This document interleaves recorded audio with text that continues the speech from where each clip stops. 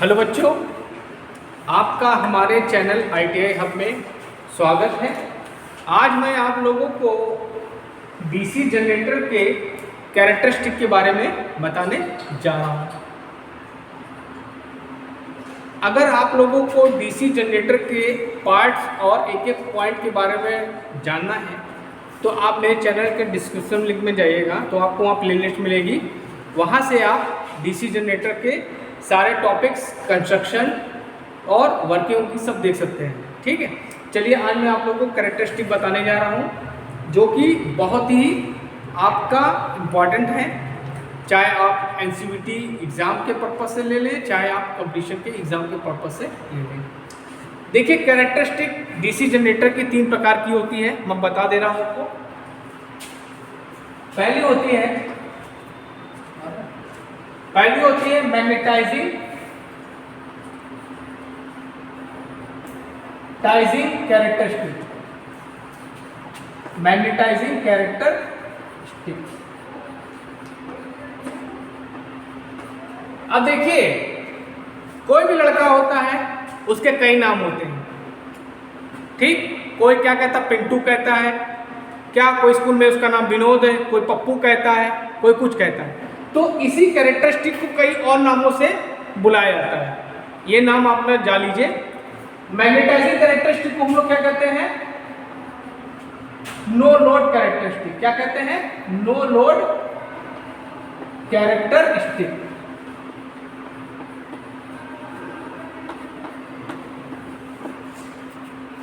और क्या कहते हैं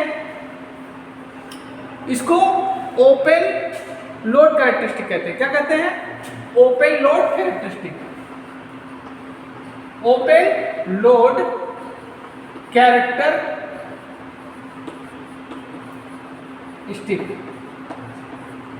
ठीक, और क्या कहते हैं? Open load. ठीक, और जीरो लोड।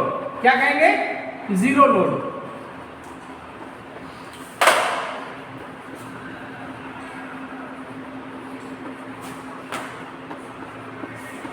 ठीक, एक बात जानिएगा कि देखिए 3 सेल्फ एक्साइटेड जनरेटर होते हैं, शंट, सीरीज और कंपाउंड। तो तीनों की कैरेक्टरिस्टिक सेम ही रहती है। एक की कैरेक्टरिस्टिक मैं बताऊंगा तो सबकी क्या होगी? सेम ही होगी। ठीक, अब देखिए किसके किसके बीच में होती है। ये आपकी E0, इसको बोलते हैं नो लोड वोल्टेज। क्या बोलते हैं? No load EMF। No load EMF। और किसके बीच होता है? IF। इसको बोलते हैं फील्ड करंट। क्या होता है? Field current. इन दोनों के बीच में जो कैरेक्टरिस्टिक होती है उसको हम लोग क्या बोलते हैं? Magnetising characteristic. इसको क्या बोलते हैं? नो लोड कैरेक्टरिस्टिक भी बोलते हैं। इसको ओपन लोड कैरेक्टरिस्टिक भी बोलते हैं, जीरो लोड कैरेक्टरिस्टिक भी बोलते हैं। और किसके किसके बीच होती है? E0 और IF के। ठीक है, अब देखिए ये जो मैंने बताया है आपको, ये मैं थोड़ा उल्टा चल रहा हूँ क्योंकि ये फिगर बना हुआ है, मुझको फिर से स्टार्टिंग से बनाना पड़ेगा। मैं उल्टा चल रहा हूँ, आप लोग समझ लीजिएगा अपने हिसाब से। ठीक, तो ये कंपाउंड का है। कंपाउंड क्या होता है? सीरीज और शंट का मिला वह रूप क्या कहलाता है? आपका कंपाउंड जनरेटर कहलाता है। ठीक, कंपाउंड का, चलिए यहां छोटा सा मैं फिगर बना देता हूं। ठीक, देखिए ये आपका शंट वाइंडिंग हो गई, ये आपका आर्मेचर हो गया,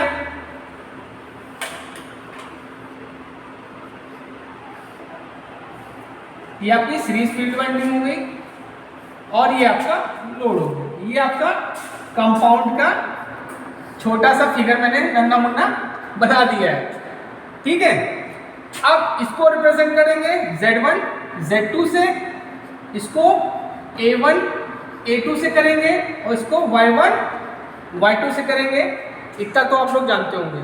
ठीक, अब ये पोर्शन आपका क्या कहलाएगा? शंट कहलाएगा, और ये पोर्शन आपका सीरीज कहलाएगा। दोनों को मिला दिया, बन गया आपका कंपाउंड। ठीक, अब इसका मैं आपको मैग्नेटाइजिंग कैरेक्टरिस्टिक बताने जा रहा हूँ। तो एक्चुअली क्या है कि ये जो आपका क्या है सेल्फ एक्साइटेड जनरेटर है, मतलब इसके अंदर क्या है रेजिडुअल मैग्नेटिज्म का गुण पाया जाता है। इट मींस अगर इसका हम कैरेक्टरिस्टिक निकालेंगे, पहले आप जान लीजिए कुछ बातें, पहले कुछ जान लीजिए, तभी तो मजा आएगा आपको पढ़ने में। अब देखिए हम लोग ईएमएफ का फॉर्मूला जानते हैं, E is equal to 5ZPN/68। इतना तो आप जानते हैं कि जो आर्मेचर में ईएमएफ उत्पन्न होता है उसकी वैल्यू ये होती है, और ये ईएमएफ क्या होता है अल्टरनेटिंग होता है, ठीक है। अच्छा यहाँ पे देखिए बच्चों, ये जो आपका ZP क्या ZP/68 ये होता है आपका कांस्टेंट, इसको हम लोग कांस्टेंट ले लेते हैं, ठीक।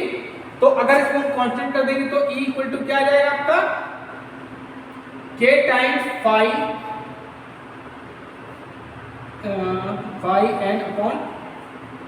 ये आएगा, ठीक। अगर हम जनरेटर में हम स्पीड को भी कांस्टेंट ले लें, स्पीड को भी कांस्टेंट ले लें, क्योंकि हमें स्पीड से कोई मतलब नहीं इसमें, वो आपका मोटर में मतलब होगा, ठीक। स्पीड को हम कांस्टेंट लेते हैं तो यहां से आपको क्या पता चलेगा, E डायरेक्टली प्रोपोर्शनल हो गया आपका 5, मतलब ईएमएफ का मान किस पे डिपेंड करेगा 5 पे। फैराडे ने बताया था ना -E is equal to -N/d∅/dt। वहां से क्या पता चलता है कि जो ईएमएफ की वैल्यू होगी वो किस पे डिपेंड करेगी, फ्लक्स पे डिपेंड करेगी, और फ्लक्स किस पे डायरेक्टली प्रोपोर्शनल होता है फील्ड करंट के, ठीक। तो इन दोनों रिलेशन से क्या पता चलता है कि जो आपका ईएमएफ होगा वो किसके डायरेक्टली प्रोपोर्शनल होगा फील्ड करंट के, ठीक। इतना समझ आप लोग को गौरव समझा रहा है। अब इसका हम मैग्नेटाइजिंग कैरेक्टरिस्टिक लिखते हैं, तो यहाँ पे आ रहा है। तो अब देखिए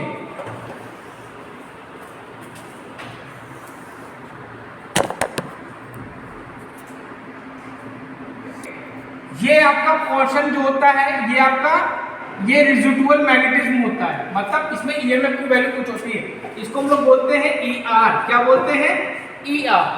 और इसका जो कैरेक्टरिस्टिक ईएमएफ होगा यहां से स्टार्ट होगा, ये आपका E0 हो गया, तो ये आपका यहां से स्टार्ट होगा, और ये आपका क्या हो जाएगा E0, और ये आपकी फील्ड करंट हो जाएगी। इस से पता चल रहा है कि EMF directly proportional to field current है, मतलब कि ईएमएफ की वैल्यू फील्ड करंट के क्या होगा साथ बढ़ेगी, ठीक। तो ये आपका कैरेक्टरिस्टिक हो गया इसका magnetising characteristic of DC compound generator का। अगर यही कैरेक्टरिस्टिक आप शंट में ले लीजिए वो जनरेटर में, या सीरीज जनरेटर में ले लीजिए, सेम ही रहेगा, ठीक है। अब बात करेंगे हम लोग किसकी,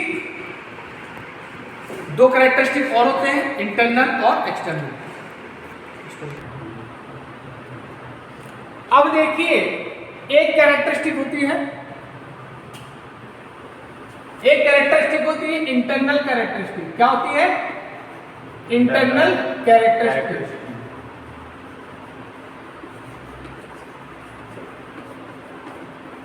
देखिए बच्चों, जिसका चरित्र चला गया उसका सब चला गया, ठीक।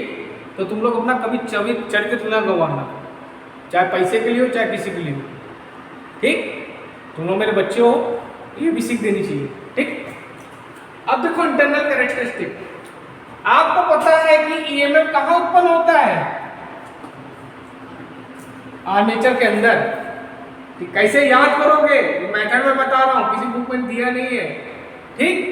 आर्मेचर किसमें उत्पन्न होता है, आर्मेचर के अंदर ये हुआ, तो ये अंदर की बात कर रहा है, ठीक। और किसके बीच में होगा आर्मेचर करंट के बीच में। तो इंटरनल कैरेक्टरिस्टिक किसके बीच हुआ, आर्मेचर करंट और आर्मेचर ईएमएफ के बीच। इसके किसके बीच हुआ, आर्मेचर करंट और ईएमएफ, ये आपका, ठीक। अब ये अंदर की बात कर रहा है, ये कैरेक्टरिस्टिक अंदर की बात कर रहा है, तो अंदर कौन है? आर्मेचर हो रहा है ना, तो इस कैरेक्टरिस्टिक क्या कहेंगे? आर्मेचर कैरेक्टरिस्टिक भी कहेंगे। क्या कहेंगे इसको? क्या कहेंगे? Armature characteristic.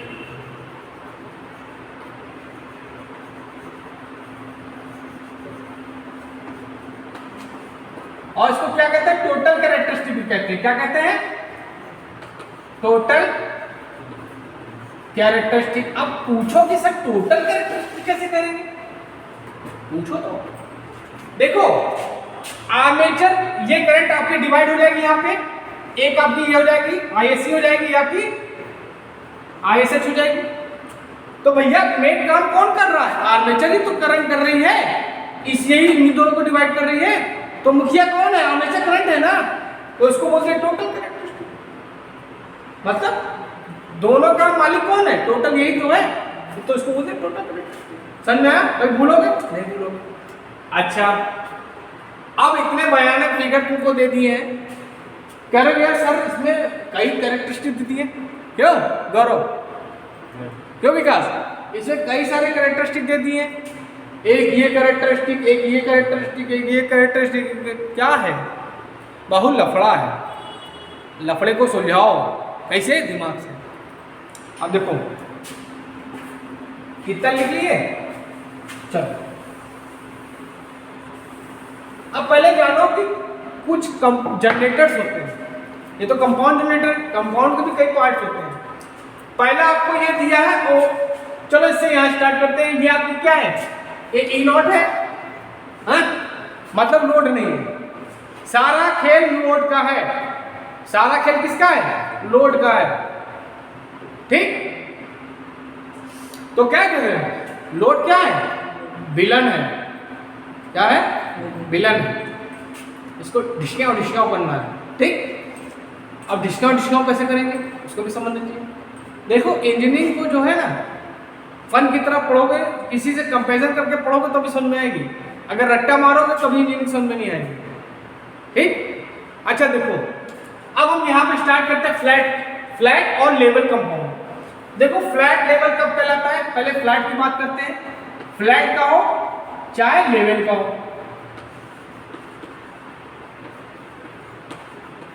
लेवल मतलब अपने लेवल में रहना है। मतलब आपको वोल्टेज यही पाना है, क्योंकि ये जो वैल्यू होती है ये ज्यादा होती है, जो वोल्टेज आपको मिलता है ये ज्यादा होता है। क्यों? कि इस समय आपका लोड नहीं है। ठीक, तो लेवल मतलब क्या? लेवल में आके बात करो।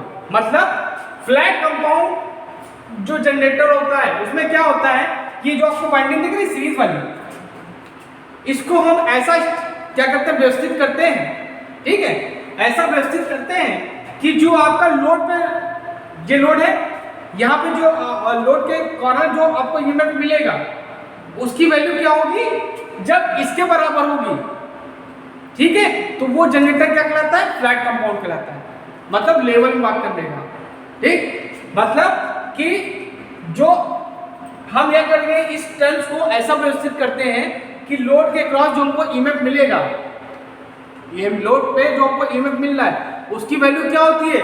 नो लोड ईएमएफ के बराबर होती है। वो जनरेटर आपका क्या कहलाता है? फ्लैट या लेवल कंपाउंड जनरेटर कहलाता है।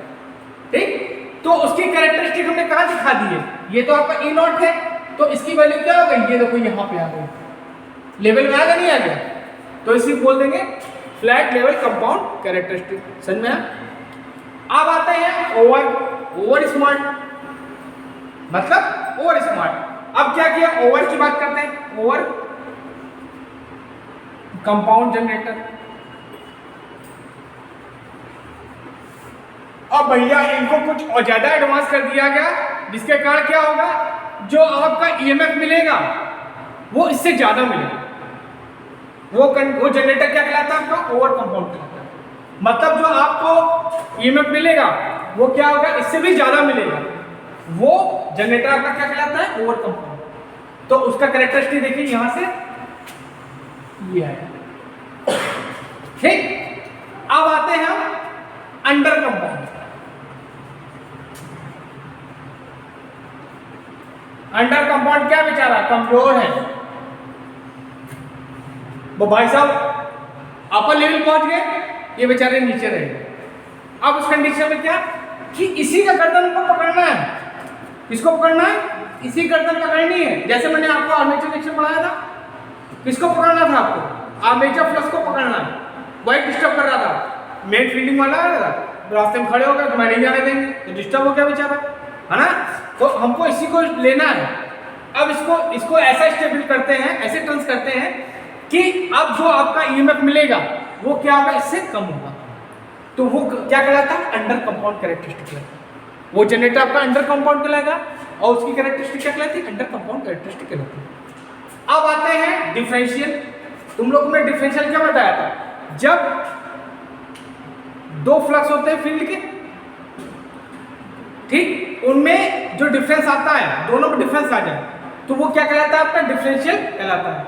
ठीक, तो भैया इनकी डिफरेंशियल की वैल्यू और क्या हो जाएगी? कम हो जाएगी। ठीक, तो ये आपका क्या होगा? डिफरेंशियल कंपाउंड कैरेक्टरिस्टिक हो गया।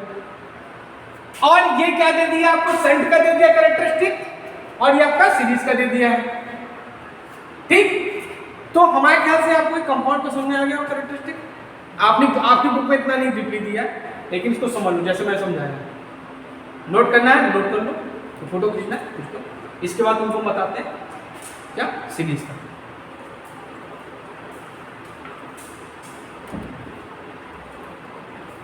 चेंजिंग करा देते हैं।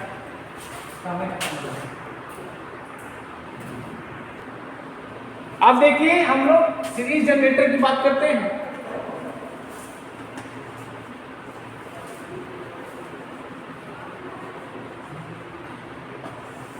देखिए सीरीज जनरेटर का प्रयोग हम लोग ट्रांसमिशन लाइन में एज अ बूस्टर यूज करते हैं। और एक पॉइंट और याद रखिएगा, इसका जो वोल्टेज रेगुलेशन होता है सबसे खराब होता है। ठीक, ये 2 पॉइंट हमने आपको बता दिया अच्छे जो पूछा जाता है। अब देखिए ये आपका क्या है? ये आपका आर्मेचर है।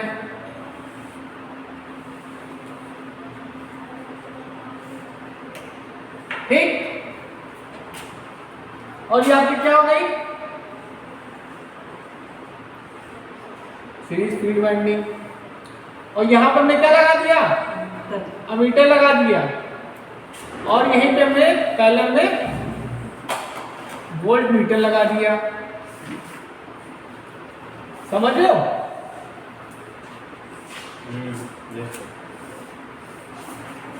ये आपकी क्या हो गई? RSC हो गई। इसमें जो करंट फ्लो होगी ISC होगी। अच्छा एक बात और, क्वेश्चन ये भी पूछा गया है कि इसमें टर्न्स क्या होते हैं? कम होते हैं और मोटे तारों का प्रयोग करते हैं, क्योंकि इसमें करंट की वैल्यू ज्यादा होती है। ठीक, ये आपका क्या हो गया? प्लस माइनस, ये आपका EG हो गया और ये आपका RA हो गया।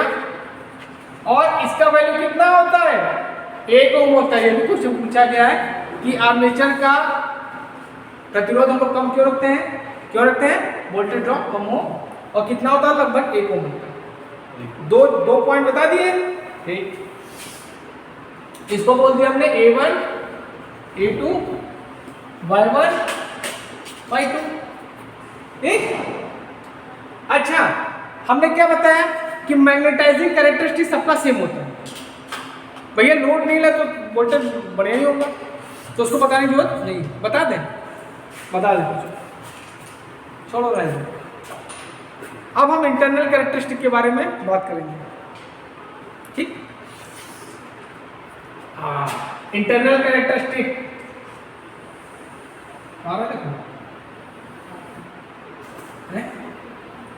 ये आपका क्या हो गया? E0, मतलब लोड नहीं लगाया है तो आपका EMF ही होगा।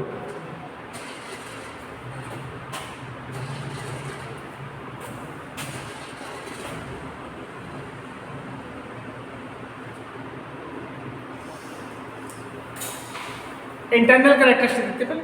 इंटरनल किसके बीच में हो? अंदर की बात है आर्मेचर करंट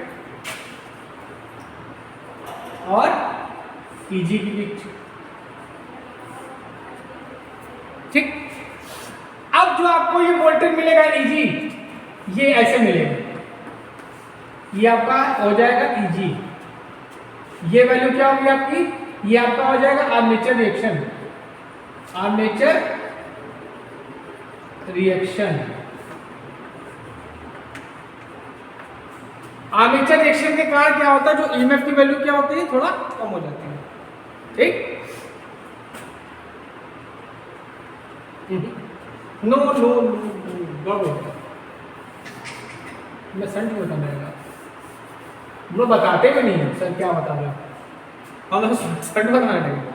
ठीक, तो अब क्या होगा, ये आपका क्या हो जाएगा, ये आपका ER हो जाएगा। क्या हो जाएगा आपका ER हो जाएगा, क्योंकि R इसमें क्या होता है, इसमें रेजिस्टिवल मैग्नेटिज्म का थोड़ा गुण होता है। अब यहां पे जो आपका मिलेगा EMF, ये होगा आपका EG, ये वैल्यू क्या होगी आपकी आर्मेचर रिएक्शन।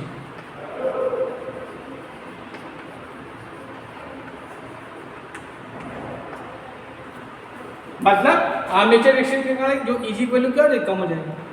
अब ये तो आपका क्या होगा, इंटरनल बात होगी, अंदर की बात होगी। अब बाहर की बात करते हैं, तो बाहर में आपको यहाँ क्या मिलेगा, वोल्टेज मिलेगा और लोड करंट मिलेगी। तो बाहर की बात में क्या हो गया, वोल्टेज और लोड करंट। तो वोल्टेज ये हो गया आपका और लोड करंट होगी आपकी, इसको बोल दीजिए आप लोग इंटरनल कैरेक्टरिस्टिक। क्या बोलेंगे, इंटरनल कैरेक्टरिस्टिक। अब आपको जो ईएमएफ मिलेगा,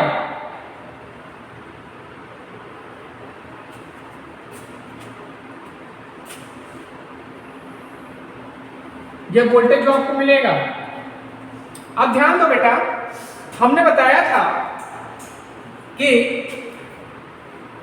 EG इज इक्वल टू क्या होता है, V प्लस, इसमें आर्मेचर ड्रॉप हुआ, प्लस इसमें भी ड्रॉप होगा, सॉरी IA RF, और इसमें भी होगा। अब देखो ये जो आपकी आर्मेचर करंट है, यही करंट इसमें भी जाएगी, यह आपकी सीरीज फील्ड करंट होगी, यही आपकी लोड करंट होगी। तो हम यहाँ कैसे कह सकते हैं, RA RSC हो जाएगा, हो जाएगा। अब यहां से अगर हम V की वैल्यू निकालें तो V इक्वल टू क्या हो जाएगा, EG minus IA RA plus RSE। मतलब जो वोल्टेज की वैल्यू हो जाएगी वो क्या हो जाएगी, इतनी होगी। तो यहाँ पे जो आपको वोल्टेज मिला है, ठीक है, यहाँ पे जो आपको वोल्टेज मिला है वो क्या है, ड्रॉप है, ये आर्मेचर ड्रॉप है, आर्मेचर वोल्टेज ड्रॉप क्या है, IA plus RA plus RSE, यही तो है। मतलब इसमें घट गया, इसमें ये इतना घट गया, और घटने के बाद क्या मिल गया आपको, ये वोल्टेज मिल गया। यही आपकी क्या होगी, एक्सटर्नल कैरेक्टरिस्टिक। इसको नाम दो एक्सटर्नल कैरेक्टरिस्टिक।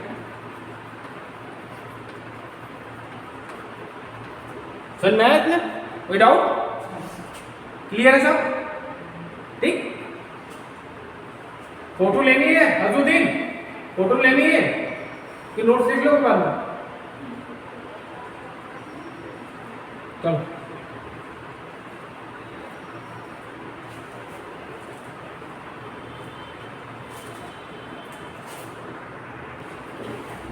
अब देखो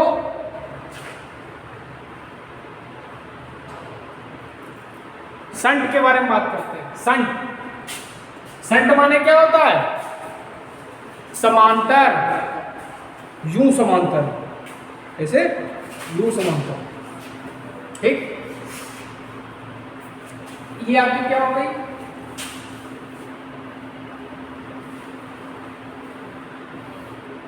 फील्ड वाइंडिंग,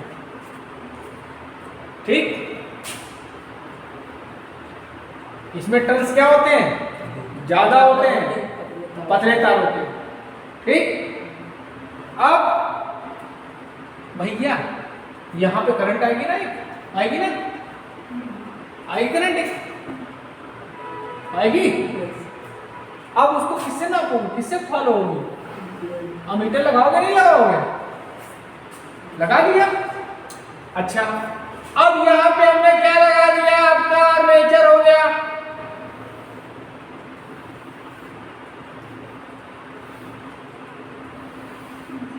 रियास्टेट कौन लगाएगा? हम लगाएंगे। कौन लगाएगा? यह आपका रियास्टेट हो गया।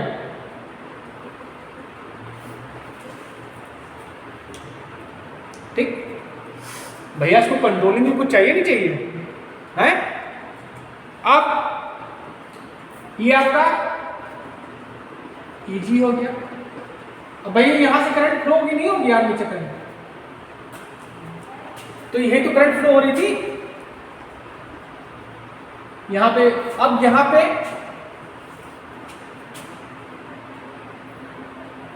अब भैया हमको यहां पे कौन लगाना पड़ेगा? लगाओगे नहीं लगाओगे? ना लगाओगे ना लगाओगे, कोई दिक्कत नहीं। यहाँ पर लोग वोल्ट मीटर लगा देते हैं।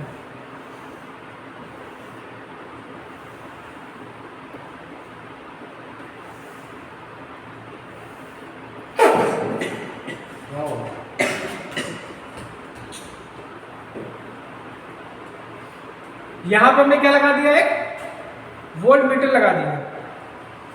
अब यहां पे हमने क्या लगा दी, एक अमीटर लगा दी, क्योंकि यहां पे क्या आएगी, लोड करंट आएगी। आएगी नहीं आएगी? लोड करंट को मेजर करने के कुछ चाहिए, और यहां पे हमने क्या लगा दिया, एक लोड लगा दिया।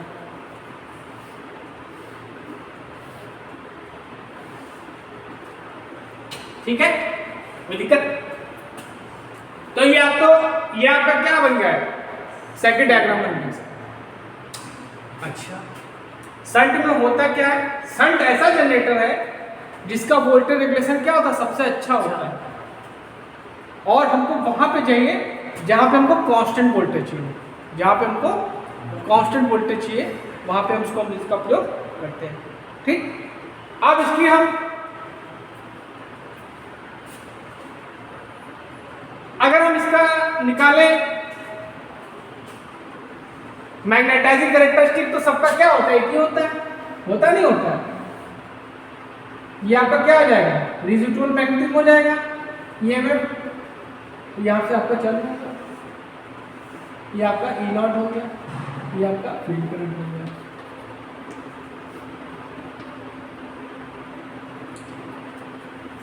अब इसके अंदर की बात करते हैं। ठीक, तो अगर हम इंटरनल की बात करेंगे,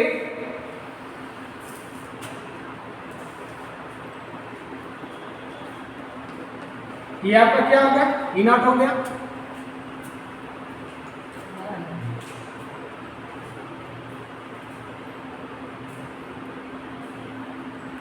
ये आपका क्या हो जाएगा, ई नॉट हो जाएगा।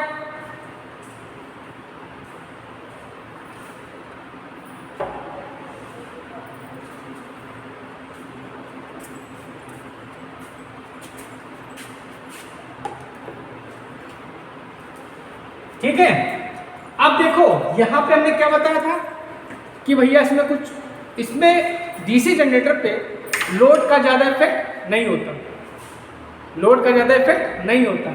तो इसका जो वोल्टेज होगा यूं ऐसे होते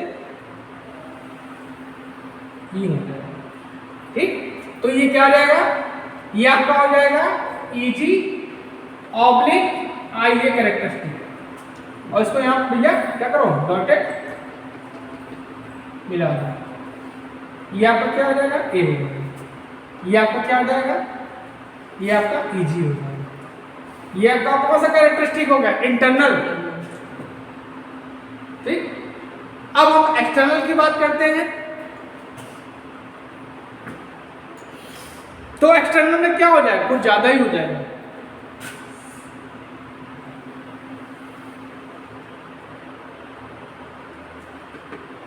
ठीक, क्योंकि उसमें तो क्या था, आपका आर्मेचर रिएक्शन हुआ था, लेकिन इसमें क्या है, वोल्टेज ड्रॉप भी आ गया।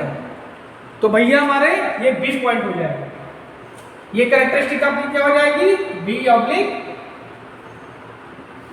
Load current. ये आपका क्या हो जाएगा, आई हो जाएगा, और ये आपका क्या हो जाएगा, आई एल हो जाएगा। समझ में आया बचुआ ये कैरेक्टरिस्टिक? ठीक, अब ध्यान से देखो कि इसमें कुछ ज्यादा इफेक्ट नहीं पड़ रहा है, इसमें कुछ ज्यादा इफेक्ट नहीं पड़ रहा है। ठीक, तो हम लोग शंट जनरेटर का कहां प्रयोग करते हैं, वहां पे प्रयोग करते हैं जहां पे हमको कांस्टेंट वोल्टेज चाहिए, और इसका वोल्टेज रेगुलेशन क्या होता है, सबसे अच्छा होता है। ठीक, इसका कहां प्रयोग करेंगे हम लोग, इलेक्ट्रोप्लेटिंग में करेंगे और बैटरी चार्जिंग में करेंगे। समझ में, ये भी हमने प्रयोग बता दिया आपको। ये आपका कैरेक्टरिस्टिक हो गया। अब इसके बाद कौन बचा आपका, सेपरेटली एक्साइटेड जनरेटर। ये अलग है, ये कुछ खास है, लेकिन ज्यादा यूज होता ही नहीं। खास है लेकिन ज्यादा यूज नहीं होता है। जो ज्यादा खास लोग होते हैं उनसे कोई जल्दी बोलता है, नहीं बोलता। वीआईपी लोग हैं, वीआईपी वीवीआईपी लोग, उनसे ज्यादा कोई बोलता है, नहीं बोलता, डरता है बोलने से, डरता नहीं डरता। उसी तरह आपका सेपरेटली एक्साइटेड डीसी जनरेटर, भैया हमारे स्पेशल जनरेटर है, इनको इनकी फील्ड को एक्साइटेशन क्या करेंगे, एक्सटर्नल सोर्स के द्वारा करेंगे, क्योंकि उनके अंदर क्या है, रेजिडुअल मैग्नेटिज्म का गुण नहीं है। मतलब कि भाई साहब को इनकी फील्ड को हम एक्साइटेशन करना है दूसरे सोर्स से। दूसरे सोर्स क्या होंगे, टरबाइन हो गया, पोनी मोटर हो गया और बैटरी हो गई, ये तीन चीजें होंगी। ये क्वेश्चन पूछा भी गया, यूपीपीसीएल में पूछा गया है कि डीसी सेपरेटली एक्साइटेड जनरेटर को एक्साइट करने के लिए किनका प्रयोग करेंगे। तीन ऑप्शन दे दिया और चौथा ऑप्शन दे दिया सभी। तो भैया तीनों ऑप्शन तीनों से कर सकते हैं, तो आंसर क्या हो जाएगा, सभी हो जाएगा। समझ में आया? चलो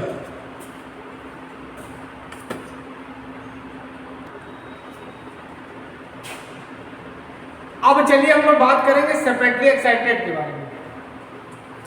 इसको हिंदी में जानते हो, अगर तुम लोग इंग्लिश थोड़ा इजी पड़ती है, अगर टेक्निकल टर्म्स हिंदी पढ़ोगे बहुत कठिन है। ठीक, जैसे पृथक उत्तेजित डीसी जनरेटर, सेपरेटली एक्साइटेड को बोलते हैं पृथक उत्तेजित डीसी जनरेटर। ट्रांसफार्मर क्या बने, परिणाम मित्र, अल्टरनेटर को प्रत्यावर्तक, कम्यूटेटर को दिक् परिवर्तक। भैया बड़ा कठिन है। कुशल मनो, कहीं हिरण्यकश्यप लिखना नहीं है, हिरण्यकश्यप नहीं लिख पाते बहुत से लोग, लिख लेते हो अजुद्दीन, हिरण्यकश्यप लिख लोगे, लिख लोगे, चलो लिख के देखो, हिरण्यकश्यप,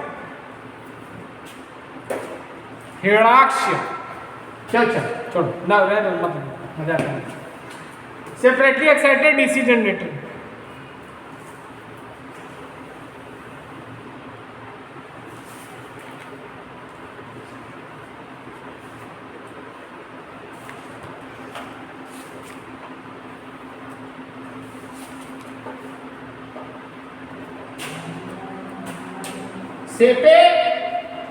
सेपरेटली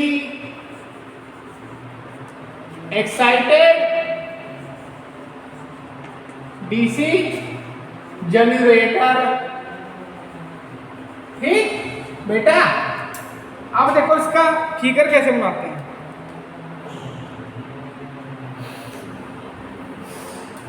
कैसे बनाओ, चलो ये हमने ये आपका रियोस्टेट लगा दिया। ठीक, ओके। अब भैया एक मिनट कनेक्ट कर दिया, खतरनाक बैटरी कौन बनाएगा, इसे बना लो, वोल्टेज सप्लाई कौन देगा। कोई जरूरी कठिन बनाओ फिगर, सिंपल बनाओ, समझदार हो खुद ही समझ लेगा। ठीक,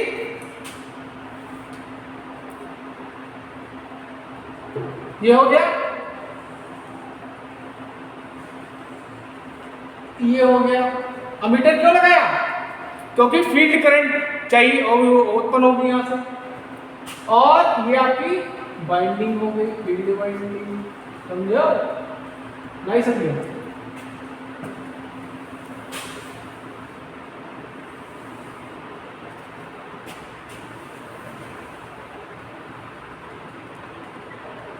ओके, इसको बोल दिया हमने RH रियोस्टेट, और ये आपका वोल्टेज होगा, फील्ड वोल्टेज, ठीक। और यहाँ पे करंट फ्लो होगी IF होगी ना,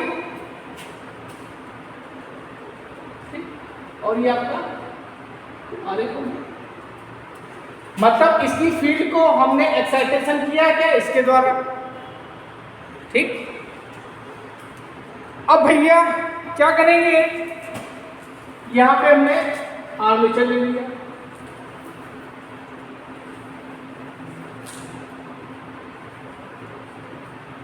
और यहां पे हमने क्या लगा दिया, वोल्ट मीटर, और ये आपका क्या होगा,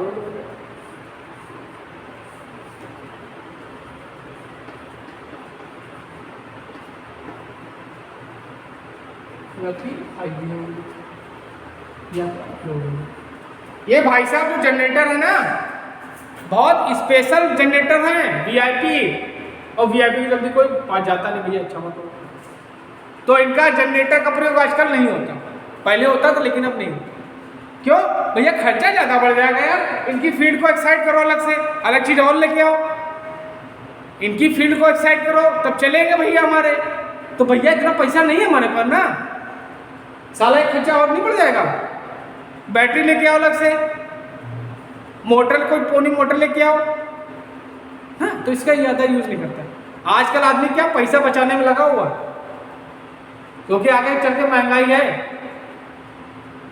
अगर आज के समय में आपको 30,000 रुपये महीना नहीं कमाते तो बेकार है, सर्वाइव नहीं कर पाओ जल्दी, झै झै झै झै होगी, ठीक।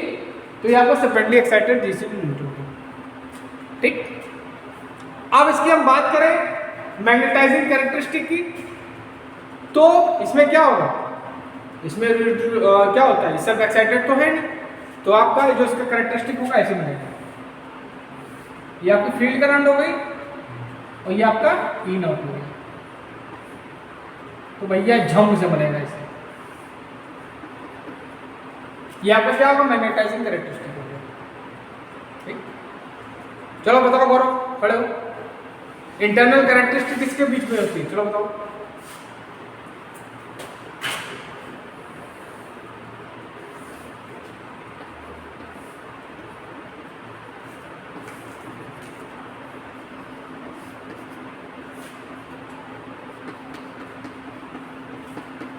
बताओ किसके बीच में होती है इंटरनल कैरेक्टरिस्टिक,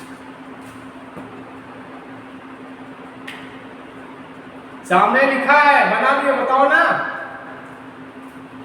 अंदर बताया था कुछ, अंदर बाहर,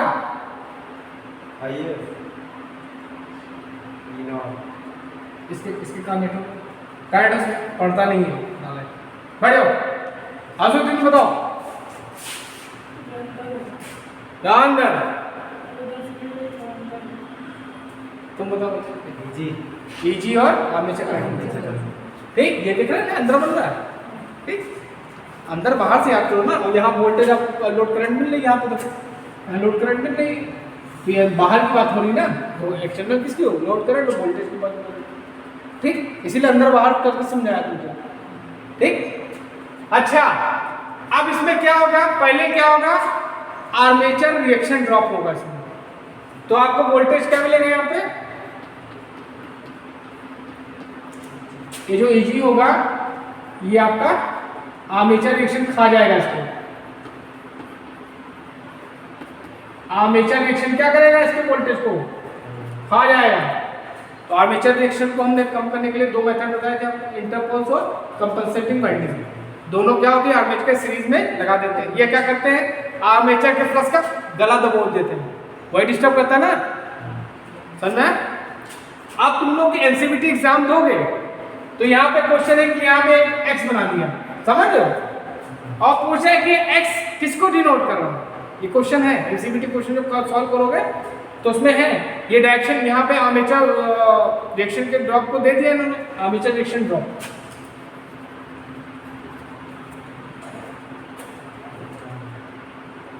ठीक, अब x दे दिया। अब पूछ रहा है कि x किसको इंडिकेट कर रहा है, तो किसको करेगा, आर्मेचर रिएक्शन ड्रॉप को करेगा। अब बाहर की बात हो रही है, तो बाहर मैंने क्या बताया था, जो वोल्टेज आपको मिलेगा वो ईएमएफ में घट के armature reaction, armature voltage drop को जब हम ईएमएफ में घटा देते हैं तो वही आपको वोल्टेज मिलता है, बताया। तो आपको वोल्टेज क्या मिलेगा, यहाँ पे इशू वोल्टेज मिलेगा, यहाँ पे क्या हो जाएगी, आर्मेचर वोल्टेज ड्रॉप। क्या बोलेंगे, armature voltage drop.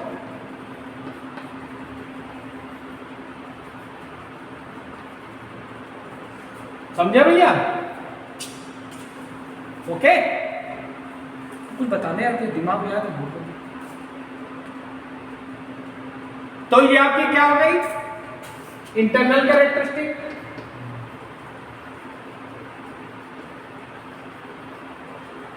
Internal characteristic क्या बोलते हैं, आर्मेचर कैरेक्टरिस्टिक और टोटल कैरेक्टरिस्टिक। ठीक, क्योंकि सर्वे सर्वा आर्मेचर करंट ही है। ठीक, और इसको बोलते हैं एक्सटर्नल कैरेक्टरिस्टिक।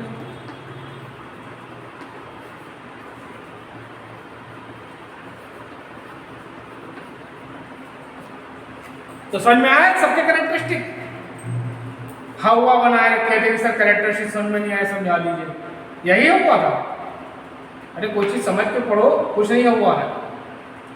ठीक, तो आज मैंने आप लोगों को क्या बताया, डीसी जनरेटर के सारे कैरेक्टरिस्टिक बता दिए।